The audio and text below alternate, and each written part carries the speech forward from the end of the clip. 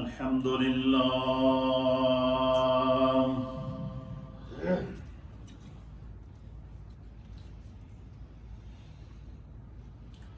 الحمد لله نحمده ونستعينه ونستغفره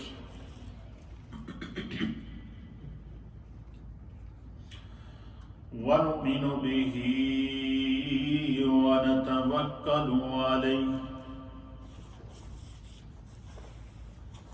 ونعوذ بالله من شرور أنفسنا ومن سيئات أعمالنا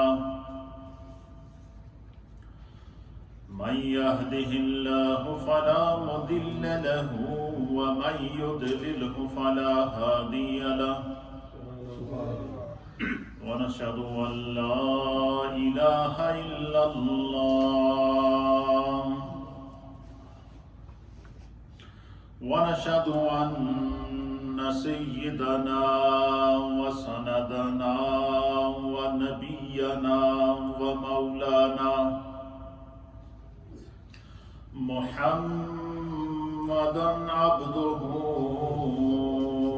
ورسوله أما بعد فأعوذ بالله من الشيطان الرجيم بسم الله الرحمن الرحيم وننزل من القرآن ما هو شفاء ورحمة للمؤمنين سبحان الله ورحمة للمؤمنين ولا يزيد الظالمين إلا خسارا آمنت بالله وصدق الله مولانا العظيم وصدق رسوله النبي الأمين الكريم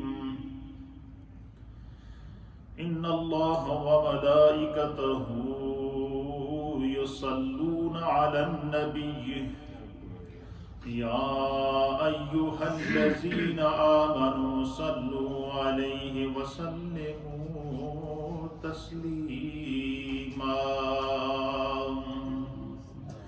اللهم صل وسلم على سيد الأنبياء والمرسلين وعلى آله الطيبين وأصحابه الطاهرين أجمعين الصلاة والسلام عليك يا سيدي يا رسول الله وعلى آلك وأصحابك يا سيدي يا حبيب الله الصلاة والسلام عليك يا سيدي يا رسول الله وعلى آلك وأصحابك يا سيدي يا رحمة للعالمين حمد و صلاة کے بعد اللہ رب العالمین کا لاکھ لاکھ شکر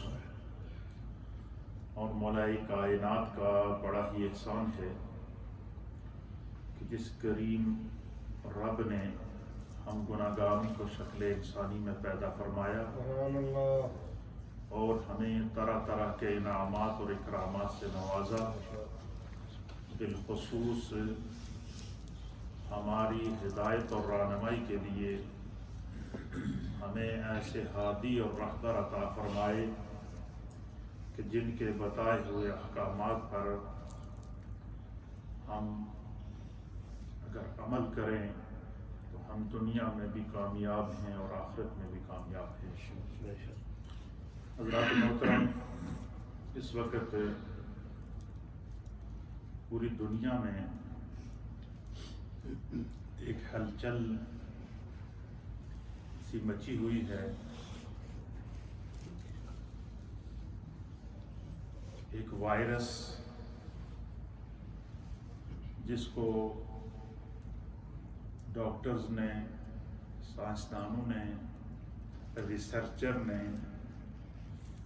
کورونا وائرس کا نام دیا،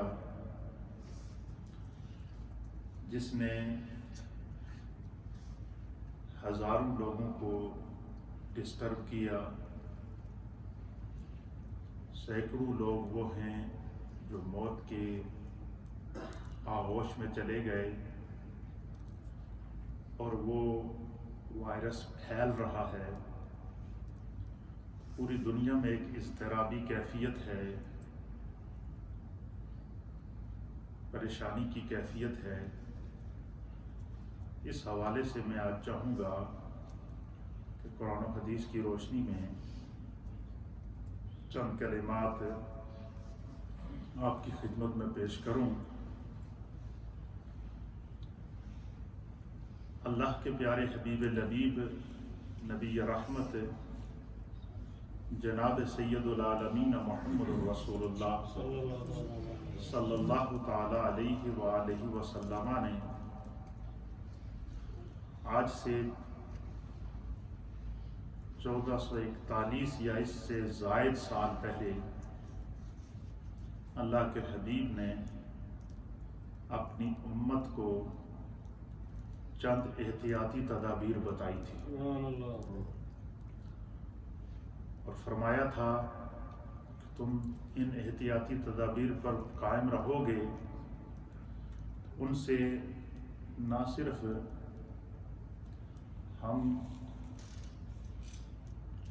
ہر طرح کے ناگہانی آفات سے محفوظ رہیں گے، بلکہ خدا کے فضل سے ہمارے وجود سے دوسرے وجودوں کو بھی فائدہ پہنچے۔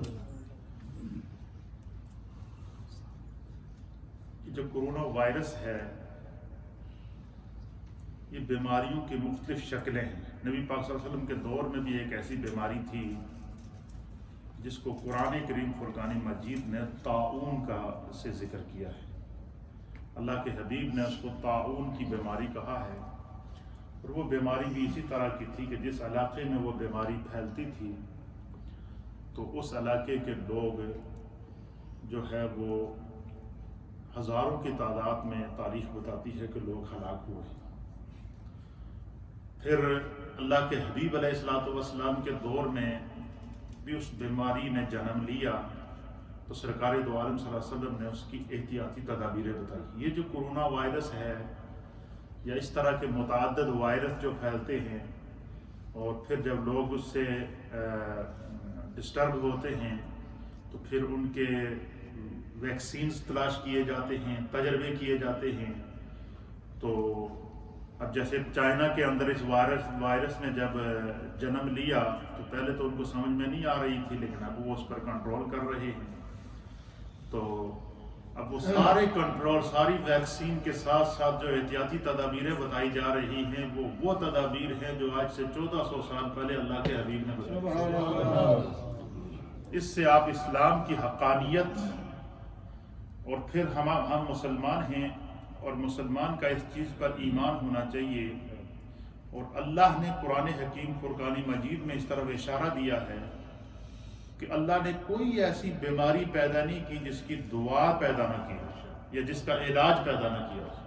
ہر بیماری کا علاج موجود ہے، دعا موجود ہے، اور پھر ان بیماریوں میں جن لوگوں کو ایسی آزمائشوں سے گزرنا پڑتا ہے، اللہ کے ہاں ان کا کیا اجر و ثواب ہوتا ہے۔ اور قرآن حکیم فرقان مجید متعدد امتوں کی مثالیں دیتا آتا ہے۔ میں نے قرآن حکیم فرقان مجید کی جو آپ کے سامنے آیت تلاوت کی ہے، یہ پارہ نمبر 15 ہے۔ سورت کا نام ہے سورہ بنی اسرائیل، اور اس کی آیت ہے آیت نمبر 82 نمبر آیت ہے۔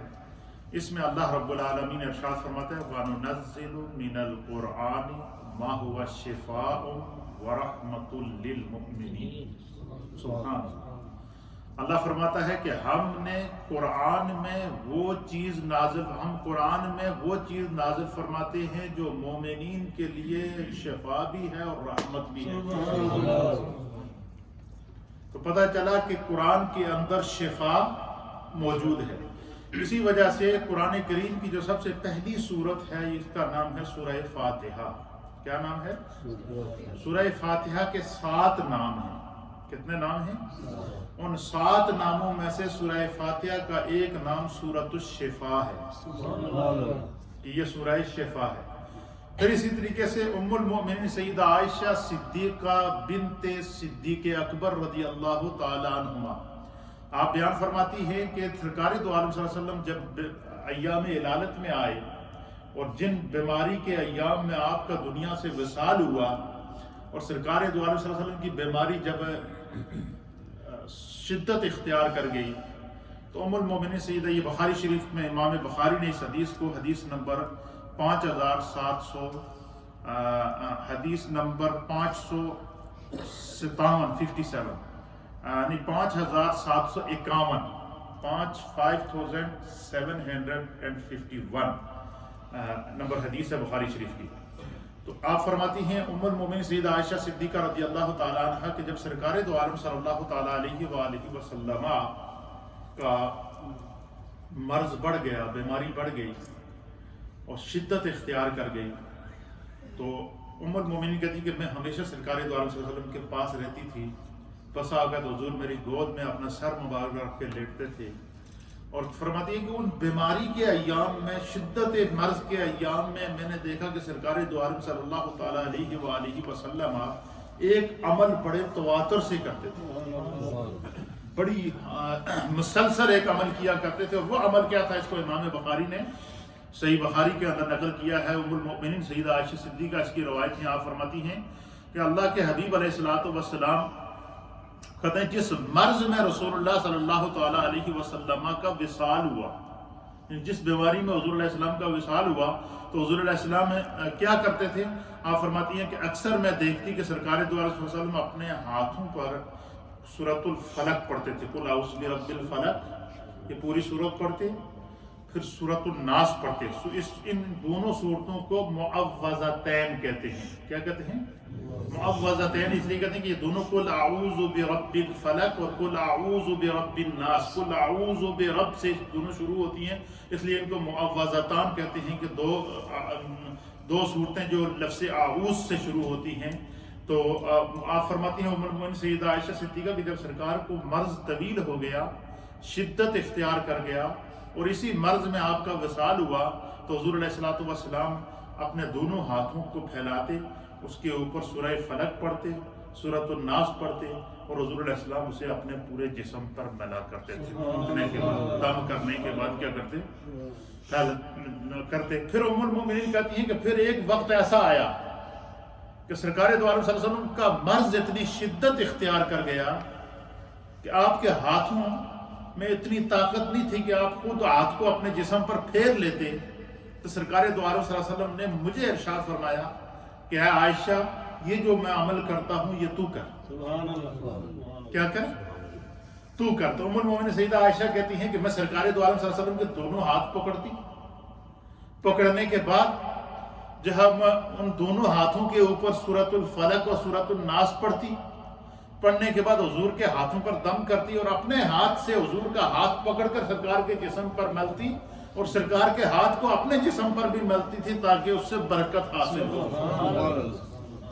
یہ اللہ کے حبیب علیہ الصلوۃ والسلام کا امت کے لیے تعلیم کہ جب کوئی ایسا مرض لاحق ہو جائے، کوئی ایسی بیماری لاحق ہو جائے، تو انسان کو کیا کرنا چاہیے؟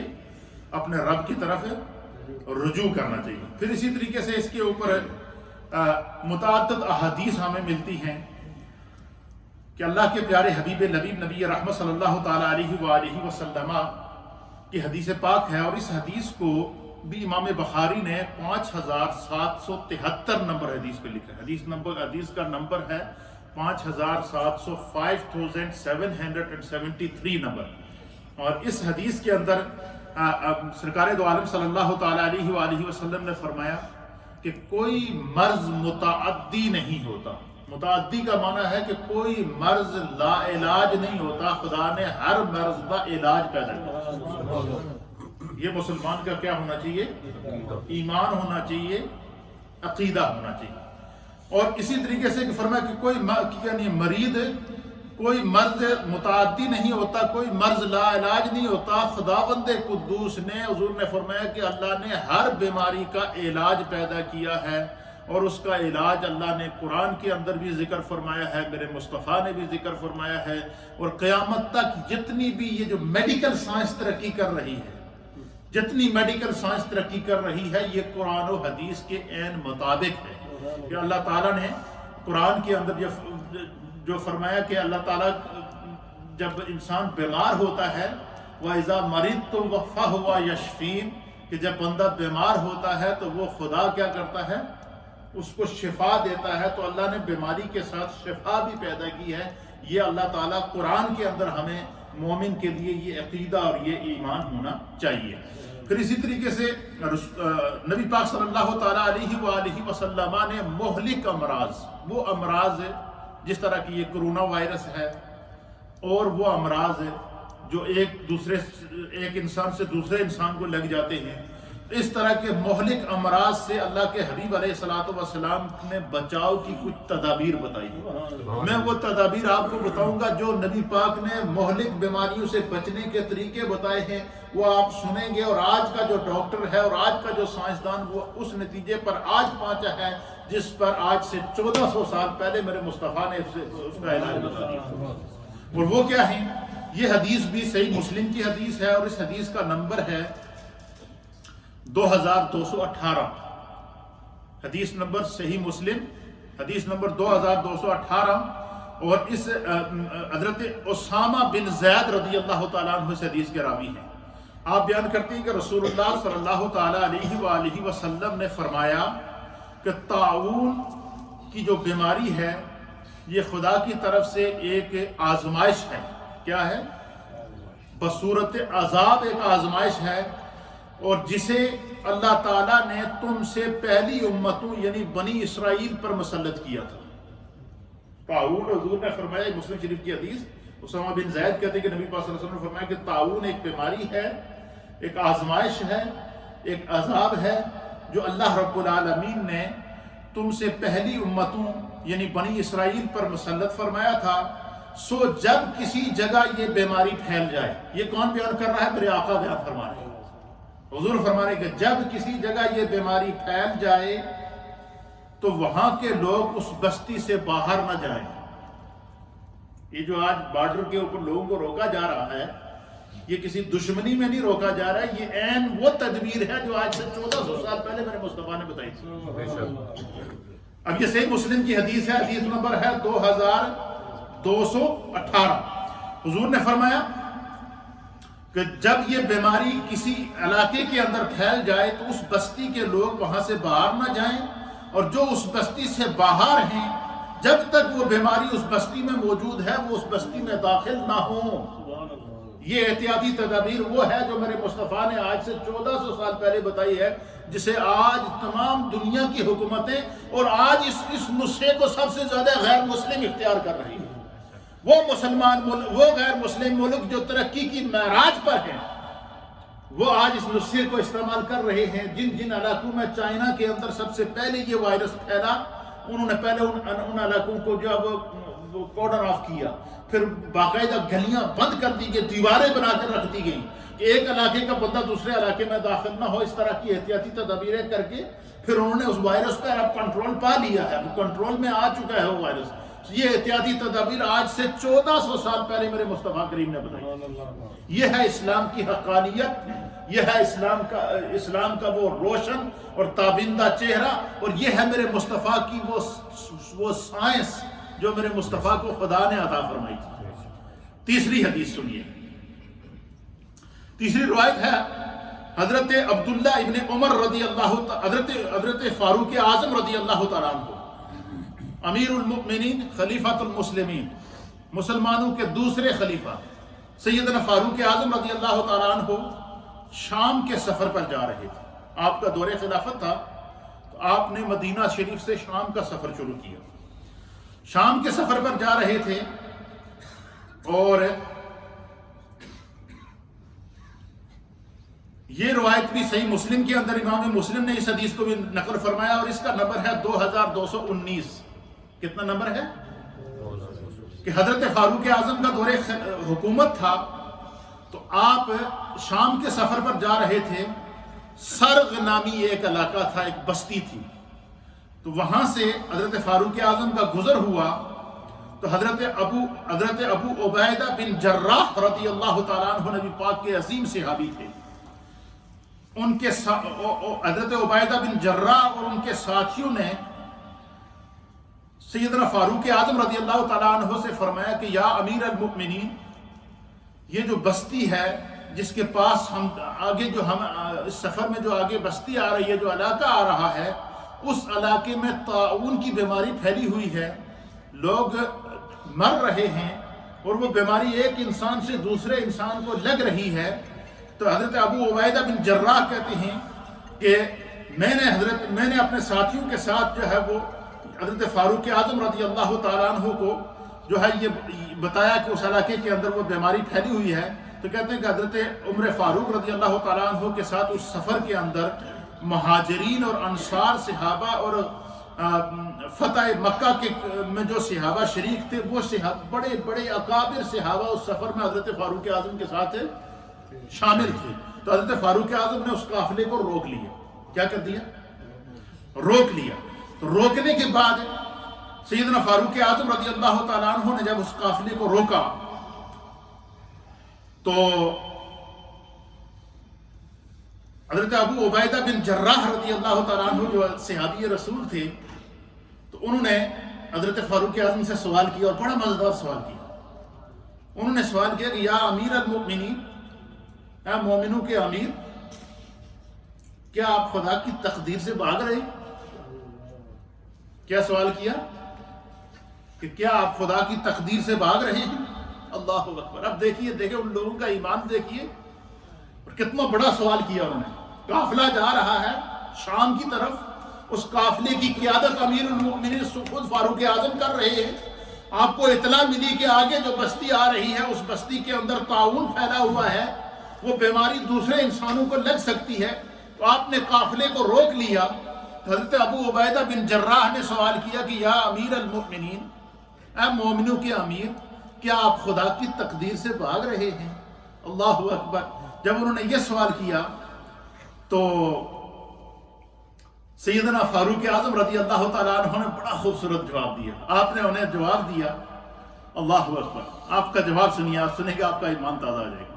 آپ نے جواب دیا کہ ہاں، میں اللہ کی تقدیر سے بھاگ کر خدا کی آغوش میں پناہ لے رہا ہوں۔ اس کا معنی کیا ہے کہ میں خدا کی تقدیر سے بھاگ کر اللہ کی حفاظت میں پناہ لے رہا ہوں، اللہ کی آغوش میں آ رہا ہوں، اس کی رحمت میں آ رہا ہوں، اس کی شفا میں آ رہا ہوں۔ جب یہ حضرت فاروق اعظم رضی اللہ تعالیٰ عنہ نے جواب دیا تو وہاں پر ایک اور صحابی رسول بیٹھے تھے، ان کا نام تھا حضرت عبد الرحمن بن عوف رضی اللہ تعالیٰ عنہ۔ کیا نام تھا؟ حضرت عبد الرحمن بن عوف رضی اللہ تعالیٰ عنہ بیٹھے تھے، تو آپ نے عرض کیا کہ یا امیر المؤمنین، اس حوالے سے میرے پاس رسول اللہ صلی اللہ علیہ وسلم کی ایک حدیث ہے۔ حضرت فاروق اعظم نے کہا جلدی بیان کرو۔ کیا فرمایا؟ جلدی بیان کرو۔ تو حضرت عبد الرحمن بن عوف نے بیان فرمایا، آپ نے فرمایا کہ نبی اکرم صلی اللہ علیہ وسلم نے فرمایا کہ جب تم کسی بستی میں اس وبا کے بارے میں سنو تو وہاں نہ جاؤ، اور اگر تم پہلے سے وہاں موجود ہو اور اس بستی میں وہ وبا پھیلی ہوئی ہے اور تم وہاں موجود ہو، تو وہاں سے باہر نہ نکلو، اپنے آپ کو خدا کے حوالے کر دو، اپنے آپ کو خدا کے حوالے کر دو، اور اس بستی میں اگر وبا پھیلی ہے تو نہ جاؤ، اور وہاں سے بھاگ نہ جانا، اگر وہاں تم موجود ہو، اور اگر تم باہر ہو تو اس بستی میں داخل نہ ہو جب تک کہ وہ علاقہ کلیئر نہ ہو جائے۔ یہ سن کر کہتے ہیں کہ سیدنا فاروق اعظم رضی اللہ تعالیٰ عنہ نے اپنے دونوں ہاتھ بلند کر کے کہے خدا کا شکر ہے میں نے رسول اللہ صلی اللہ علیہ وسلم کے عین سنت اور آپ کے حکم پر عمل کیا۔ اب یہ وہ احتیاطی تدابیر ہیں جو حدیث صحیح سے ثابت ہیں، جس کے اوپر خلیفہ راشد سیدنا فاروق اعظم کا عمل موجود ہے، جس کی تدابیر نبی پاک کے صحابہ نے اختیار کی ہیں، جو آج کا سائنسدان ساری ریسرچ کرنے کے بعد اس نتیجے پر پہنچا ہے کہ جس ایریے میں کرونا پھیلا ہوا ہے باہر سے لوگ اس میں نہ جائیں، اور جو لوگ وہاں رہتے ہیں وہ وہاں سے باہر نہ جائیں۔ یہ وہ احتیاطی تدابیر ہے جو آج کا سائنسدان، آج کا ڈاکٹر آج کے میڈیکل ریسرچر جس نتیجے پر آج پہنچے ہیں، آج سے 1400 سال پہلے میرے مصطفیٰ نے اس کا اعلان کیا۔ یہ ہے اسلام اور یہ اس کی حقانیت ہے۔ پھر اسی طریقے سے آگے جائیے،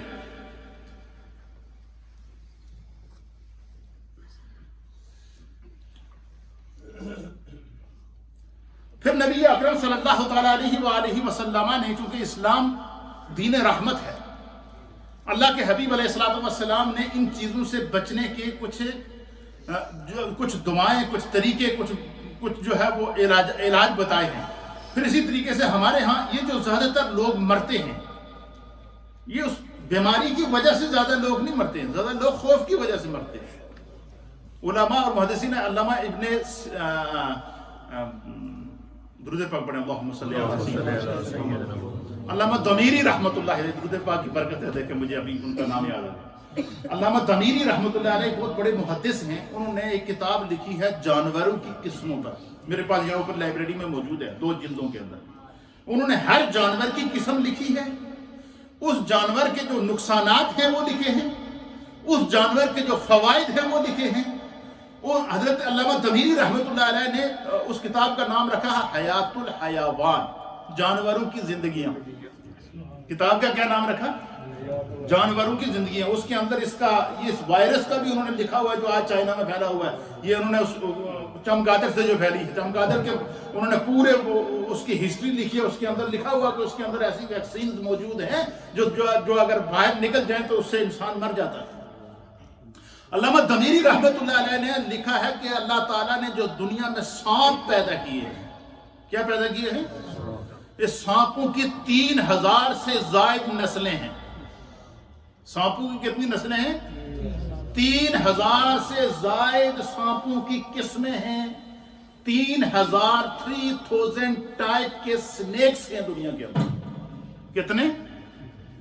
3000 ٹائپ کے سانپ ہیں، اور ان 3000 ٹائپ کے سانپوں میں سے صرف 200 سانپ ہیں۔ کتنے؟ 3000 ٹائپ کے سانپوں میں سے صرف 200 ٹائپ کے سانپ وہ ہیں جن کے کاٹنے سے انسان اسی وقت مر جاتا ہے، ان کے اندر زہر ہوتا ہے۔ کتنے؟ باقی 2800 نسل کے سانپ وہ ہیں کہ وہ اگر انسان کو یا جانور کو کسی کو کاٹ بھی دیں تو ان کے اوپر نہ زہر کا اثر ہوتا ہے نہ ان کو کچھ ہوتا ہے۔ اب مثلاً سانپ نے کسی کو کاٹ دیا تو وہ سانپ کے خوف سے مر جاتا ہے، اس کے زہر کے خوف سے نہیں مرتا۔ وہ 3000 ٹائپ میں سے صرف 200 ٹائپ کے سانپ ہیں جن کا زہر جان لیوا ہوتا ہے، اور 2800 ٹائپ کے سانپ وہ ہیں کہ جن کا زہر جان نہیں لیتا۔ اسی لیے جب لوگوں کے اندر ایک خوف و ہراس پھیلا دیا جاتا ہے، اور بالخصوص اور آج کے دور کے اندر کا جو سانپ ہے وہ ہمارا میڈیا ہے۔ بے شک وہ لوگوں کی پہلے ہی جان نکال دیتے ہیں، یہ ہو گیا تو وہ ہو گیا، یہ فلاں ہو گیا، یہ ہو گیا اور وہ ہو گیا۔ اب جو ہے نبی پاک صلی اللہ علیہ وسلم نے اس کی احتیاطی تدابیریں بتائی ہیں، اور احتیاطی تدابیریں کیا ہیں وہ آپ سنیں گے تو آپ کا ایمان تازہ ہو جائے گا۔ حضرت فاروق اعظم رضی اللہ تعالیٰ عنہ فرماتے ہیں کہ اللہ کے پیارے، اللہ تعالیٰ حضرت فاروق اعظم کی قبر پر کروڑوں رحمت نازل، ہر مسئلے کا حل پیش کیا انہوں نے، خدا نے ان کو، اسی لیے کہتے ہیں نبی پاک نے فرمایا کہ الحق ینطق علی لسان عمر کی زبان پر خدا نے حق کے علاوہ کچھ جاری نہیں کیا۔ عمر جب بھی بولتا تو حق بولتا ہے۔ حضرت فاروق اعظم رضی اللہ تعالیٰ عنہ نبی پاک کے ان عظیم صحابہ میں سے تھے، اور کہ جنہوں نے نبی پاک صلی اللہ علیہ وسلم کو کسی کام کا مشورہ دیا ہو تو خدا نے اس کے مطابق حضرت عمر کے الفاظ کو قرآن بنا کر نازل کیا، اور 17 آیات قرآن میں ایسی ہیں۔ کتنی؟ 17 آیات قرآن میں وہ ہیں کہ جس کو جو فاروق اعظم نے مشورہ دیا تو خدا نے فاروق اعظم کے مشورے کو قرآن بنا دیا۔ حضرت فاروق اعظم نے احتیاطی تدابیریں بتائی ہیں کہ جو ہے وہ تدابیر کیا ہیں۔ پھر آپ فرماتے ہیں کہ نبی اکرم صلی اللہ تعالیٰ علیہ وسلم نے فرمایا کہ جب تم پر کوئی بیماری مسلط ہو جائے، کوئی مصیبت آ جائے، کوئی پریشانی آ جائے، اس بیماری کا کوئی تمہارے پاس علاج نہ ہو، تو فرمایا اپنے رب کی طرف رجوع کرو۔ حضور نے فرمایا میں تمہیں ایک دعا بتاتا ہوں، اس دعا کو کثرت سے کرو، وہ بیماری تمہارے قریب نہیں آئے گی۔ اور وہ دعا کیا ہے؟ فرماتے ہیں کہ نبی پاک صلی اللہ علیہ وسلم نے فرمایا کہ جب تمہارے پاس کوئی مصیبت زدہ آئے یا کوئی ایسا شخص تمہارے سامنے آئے جو بیمار ہو، تو حضور نے فرمایا تم اس کو دیکھ کر بھی وہ دعا پڑھو، اور اگر تمہیں خطرہ ہو کہ مجھے یہ بیماری لگ سکتی ہے تو تم بھی پروٹیکشن کے طور کے اوپر، حفاظت کے طور کے اوپر اس دعا کو پڑھو۔ اور وہ دعا کیا ہے؟ اللہ کے حبیب اس دعا کو امام ترمذی نے 3431 نمبر حدیث کے طور پر نقل فرمایا، صحیح سنن ترمذی کے اندر۔ حضور علیہ السلام نے فرمایا کہ جب تم بیمار ہو جاؤ یا کسی بیمار کو دیکھو یا کسی مصیبت زدہ شخص کو دیکھو تو اس کو دیکھ کر یہ پڑھا کرو، الحمدللہ الذی عافانی مما ابتلاک بہ وفضلنی علی کثیر ممن خلق تفضیلا۔ ایک دفعہ نبی پاک کی سنت ادا کرتے ہوئے میرے ساتھ اس کو دہرائیں پڑھیں، بسم اللہ الرحمن الرحیم۔ اس نیت سے یہ نیت کر لیں کہ اگر اس قسم کا کوئی وائرس ادھر آئے یا پھیلے تو خدا ہمیں اس سے محفوظ رکھے، اور اس ملک کے رہنے والے اور پوری دنیا میں رہنے والے ہر شخص کو اللہ اس وبا سے محفوظ رکھے۔ یہ نیت کرنے کے نیت المؤمن خیر من عملہ، نبی پاک صلی اللہ علیہ وسلم کی یہ دعا ہے اور جس کو امام ترمذی نے نقل فرمایا۔ حضور نے فرمایا پڑھے بسم اللہ الرحمن الرحیم، الحمدللہ الذی عافانی مما ابتلاک بہ وفضلنی علی کثیر ممن خلق تفضیلا۔ اب اس کا ترجمہ سنیں۔ نبی پاک صلی اللہ علیہ وسلم نے فرمایا کہ سب تعریفیں اس خدا کے لیے ہیں جس نے مجھے اس مصیبت سے بچایا، سب تعریفیں اس خدا کے لیے ہیں جس نے مجھے اس مصیبت سے بچایا اور جس میں تجھے مبتلا کیا۔ اگر کسی کو دیکھو تو یہ دعا پڑھو۔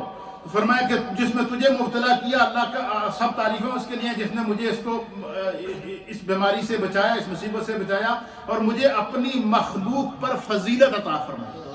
پھر دوسری دعا نبی پاک صلی اللہ علیہ وسلم اس کو بھی امام ابو داؤد نے نقل فرمایا ہے، اور وہ دعا کیا ہے؟ اللہ کے حبیب علیہ السلام نے ایک موقع پر پھر صحابہ اکرام کو دعا کا طریقہ سکھایا کہ جب تم اس قسم کی بیماری دیکھو جو لا علاج ہو، جس کا کوئی علاج نہ ہو، بالخصوص آج تمام علماء اور محدثین نے اس دعا کو سکھایا ہے، اور اس کے مفتی اعظم پاکستان نے باقاعدہ اس کے اوپر پورا کالم دکھائی ہے۔ میرے سامنے وہی کالم کھلا ہوا جو پڑھ کر آپ کو سنا رہا ہوں کہ اس قسم کی جو بیماری یہ بالخصوص یہ جو کرونا وائرس اور اس طرح کی اس سے بچنے کی دعا کیا ہے؟ اللہ کے حبیب علیہ السلام نے سکھایا۔ رسول اللہ صلی اللہ علیہ وسلم نے فرمایا پڑھیں بسم اللہ الرحمن الرحیم، اللہم انی اعوذ بک من البرس والجنون والجذام ومن سیء الاسقام،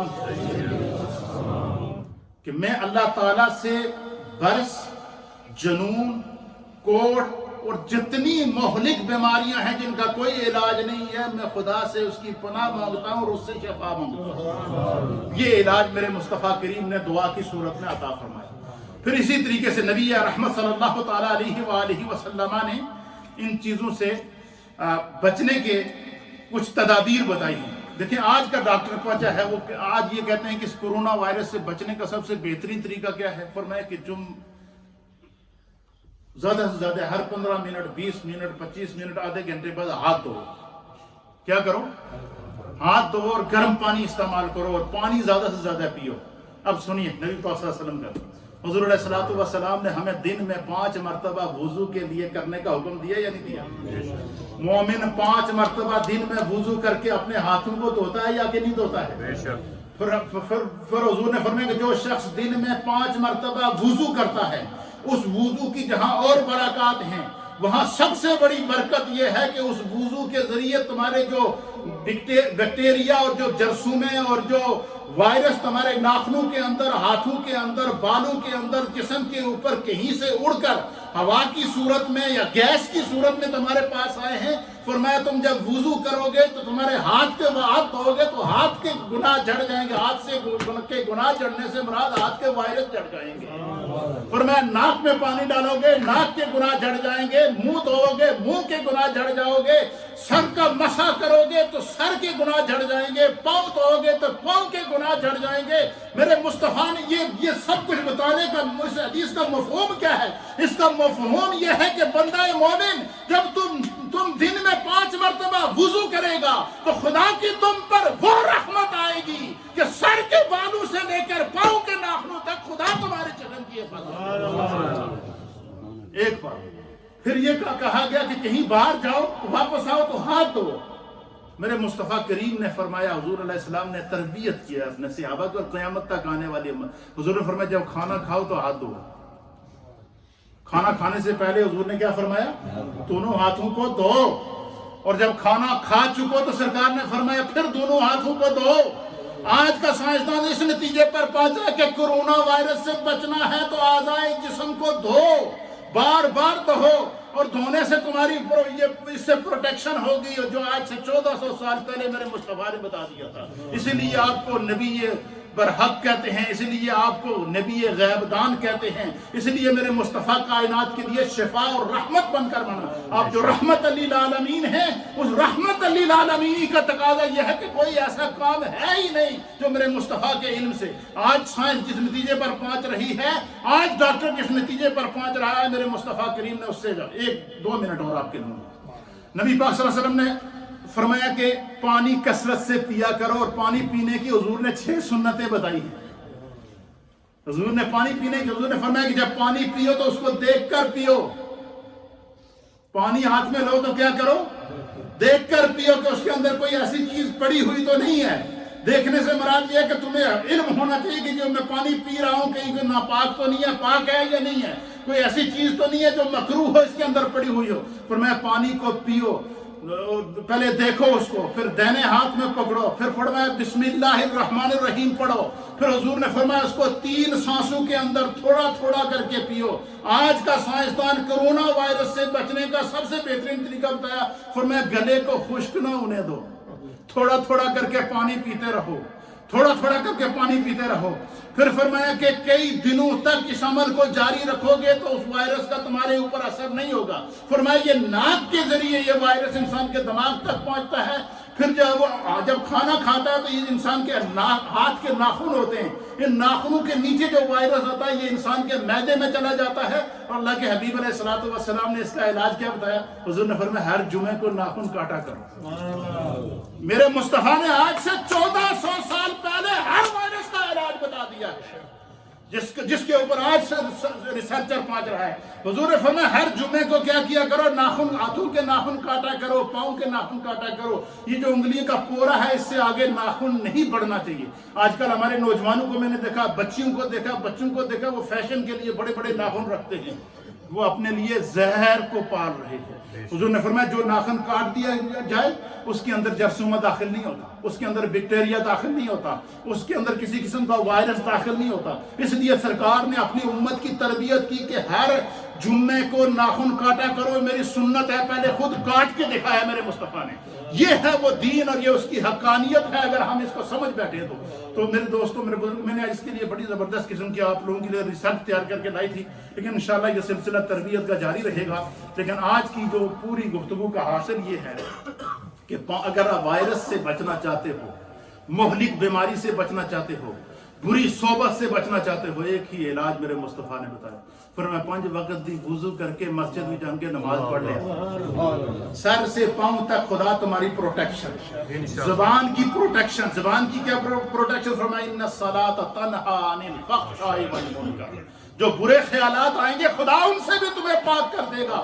جو خدا برے خیالات کو پاک کر دے گا وہ کیا مہلک جراثیم کو سے ہم اپنی اس انسانیت کو پاک نہیں کر سکتا. اسی لیے اللہ نے قرآن میں فرمایا وَنُنَزِّلُ مِنَ الْقُرْآنِ مَا هُوَ شِفَاءٌ وَرَحْمَةٌ لِّلْمُؤْمِنِينَ کہ اللہ تعالیٰ نے جو تمہارے لیے قرآن کے اندر شفا اور رحمت کو نازل کیا. پھر فرمایا فَإِذَا مَرِضْتُ فَهُوَ يَشْفِينِ. جب تم بیمار ہو جاؤ تو تمہارا رب اس کے لیے تمہیں شفا دے گا, تم رب کی طرف رجوع تو کرو.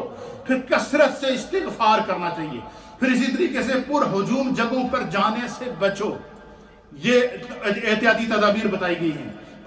گرم پانی کو استعمال کرنے کی احتیاطی تدابیر بتائی گئی ہیں، اور یہ ساری وہ تدابیر ہیں جو میرے مصطفیٰ پہلے اپنی امت کو سکھا چکے ہیں۔